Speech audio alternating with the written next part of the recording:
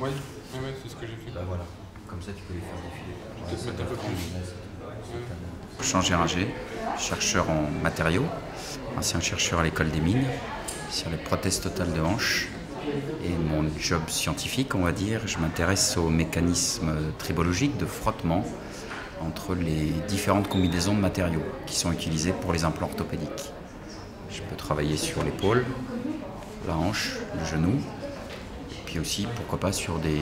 Enfin, d'ailleurs, c'est en cours, sur des applications dentaires, avec des implants dentaires et tous les matériaux qui constituent les implants dentaires. Antoine Dangin, donc interne en chirurgie, en fin d'internat. Moi, je gère tout ce qui est implantation et chirurgie traumatologique au CHU de Saint-Étienne.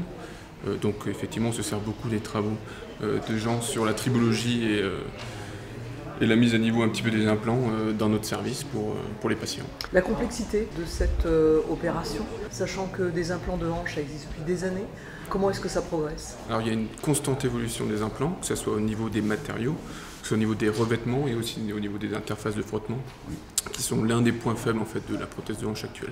Il y a une usure effectivement des parties, surtout concernant le polyéthylène. Après, il y a d'autres implants qui sont faits en céramique.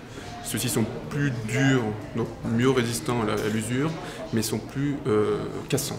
En fonction du patient, on va choisir telle ou telle solution pour espérer une longévité des implants la plus longue possible et la plus efficace pour le patient, en fonction de ses activités, en fonction de son mode de vie. Donc en fonction du patient, on choisira tel ou tel type de solution et d'implant. C'est-à-dire que là, vous vous inscrivez dans ce qui évolue actuellement, c'est-à-dire une forme de chirurgie un peu à la carte, personnalisée. Oui, de plus en plus. De plus en plus, on réfléchit effectivement à la meilleure solution pour le patient et pas simplement faire une prothèse la même pour chaque patient. Il y a une prothèse totale de hanche qui a été inventée à Saint-Étienne il y a presque 40 ans maintenant, qui est la prothèse double mobilité par le professeur Bousquet. Et puis 20 ans après, on a eu des explants, c'est-à-dire des implants qui avaient été implantés dans les patients. Et on les a analysés, de savoir comment ça s'était usé. Première controverse au niveau chirurgien, que j'avais pas tout à fait compris. Il y avait deux écoles, il y en avait qui disaient ça diminuait l'usure, il y en avait qui disaient ça l'augmentait. Parce que la prothèse double mobilité, elle frotte entre la tête et la cupule. Et la deuxième mobilité est entre la cupule et le métal bac.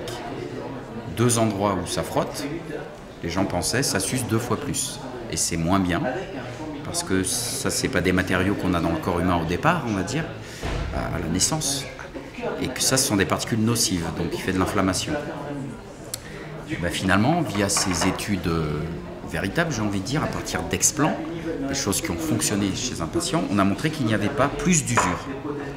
Et on a mis en évidence un fonctionnement particulier de la prothèse double mobilité qui montre que, en fait, on a plutôt des bénéfices à avoir cette prothèse. C'était l'idée du professeur Bousquet il y a 40 ans maintenant presque. Et donc on est arrivé avec nos petits bras musclés à essayer vraiment de montrer ça sur des matériaux, et notamment des prothèses totales de hanche qui avaient fonctionné chez des patients. Alors vous avez évoqué la spécificité de Saint-Étienne qui vient effectivement du professeur Bousquet initialement. Oui.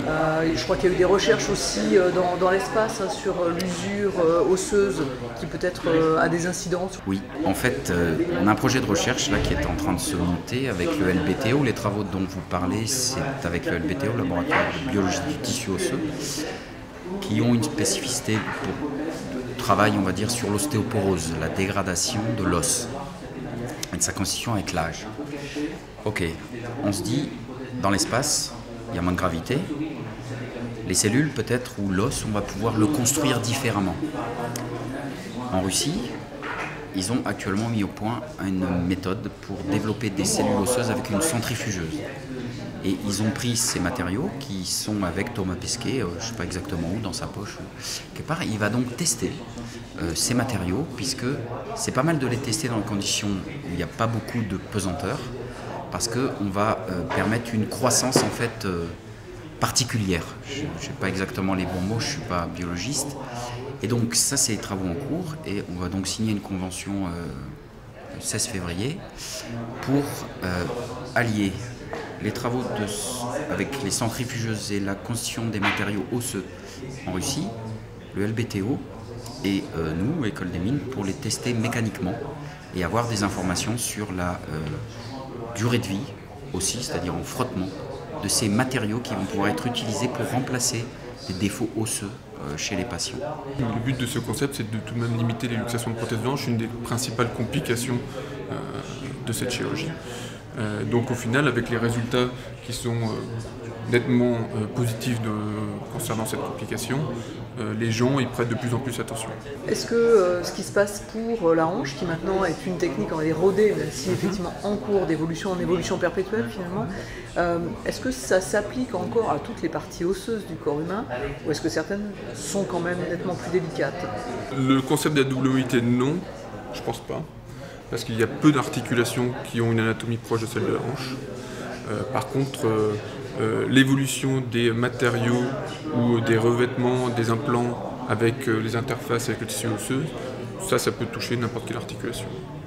Tout à fait. Il y a des travaux en cours sur des prothèses d'épaule où, personnellement, ce que j'ai appris avec la prothèse de hanche, il y a quand même beaucoup de connexions avec ce qui peut se passer pour l'épaule. Il y a beaucoup de similitudes, mais l'anatomie n'y est quand même voilà. pas. Et c'est d'où l'intérêt de travailler ensemble, c'est que mon anatomie, je ne la connais pas, et puis la pratique et le recul chirurgical, je ne l'ai pas. Et en travaillant là-dessus, ça permet justement d'allier compétences en matériaux et les compétences d'un chirurgien, puis c'est quand même lui qui fait l'opération et qui va décider de mettre tel ou tel implant et d'utiliser tel ou tel matériau. Vous êtes un praticien, chirurgien, vous êtes un chercheur. Comment est-ce que les informations se passent? Comment est-ce que vous confrontez des expériences? On se rend compte de certaines problématiques, on en discute avec un langage assez médical. La plus grosse difficulté au final, c'est la compréhension mutuelle. Bien se comprendre, voilà.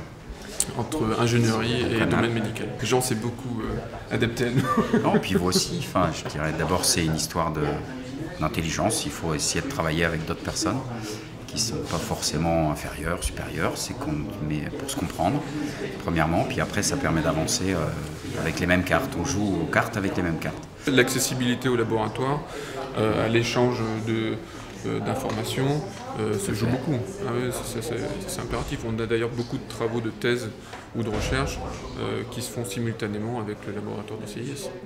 Je crois qu'on gagne à travailler ensemble.